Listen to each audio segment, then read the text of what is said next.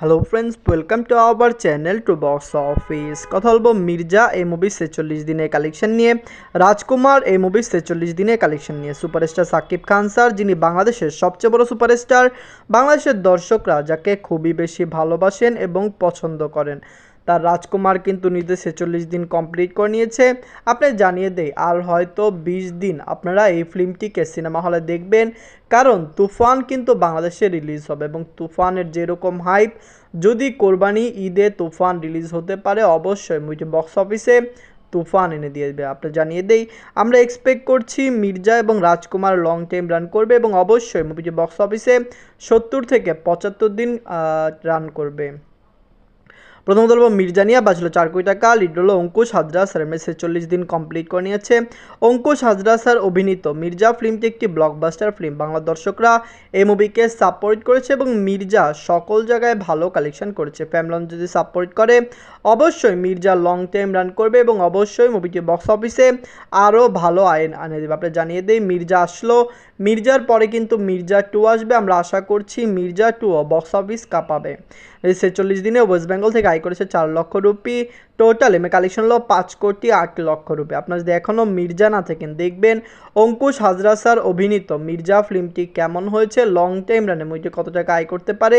দর্শকদের ভালোবাসায় মুভিটি এখনও একটি ভালো আয় করেছে। ফ্যামিলি জনস এই মুভিকে সাপোর্ট করেছে। অবশ্যই মির্জা 70 থেকে 75 দিন রান করতে পারবে। রাজকুমার নিয়ে বাঁচলো 10 কোটি টাকা। লিড হলো সুপারস্টার সাকিব খান স্যার, 46 দিন কমপ্লিট করে নিয়েছে। সুপারস্টার সাকিব খান স্যার অভিনীত রাজকুমার ফিল্মটি একটি ব্লকবাস্টার ফিল্ম। বাংলা দর্শকরা এই মুভিকে সাপোর্ট করেছে। আমরা আশা করছি রাজকুমার লং টাইম রান করবে এবং অবশ্যই মুভিটি বক্স অফিসে একটি ব্লকবাস্টার কালেকশন করবে। আপনারা জানেন, সুপারস্টার সাকিব খান স্যারের ক্যারিয়ারের সবচেয়ে বড় বিগ বাজেট ফিল্ম হলো রাজকুমার। 10 কোটি টাকা বাজেট খরচ করে বানানো হয়েছে। প্রিয়তমার এত বড় সাফল্যের পরে অবশ্যই এত বিগ বাজেট ফিল্ম বানানো হতে পারে। আপনারা জানিয়ে দেই, তুফানের বাজেট কিন্তু আরও বেশি। তুফান কিন্তু বাংলা ইন্ডাস্ট্রিতে আরও কাঁপাবে, আরও আয় করবে। যাই হোক, রাজকুমার নিজেদের 46 দিনে বাংলাদেশ থেকে আয় করেছে 8 লক্ষ টাকা। ইউএসএ কানাডা মার্কেট থেকে আয় করেছে 3 লক্ষ টাকা।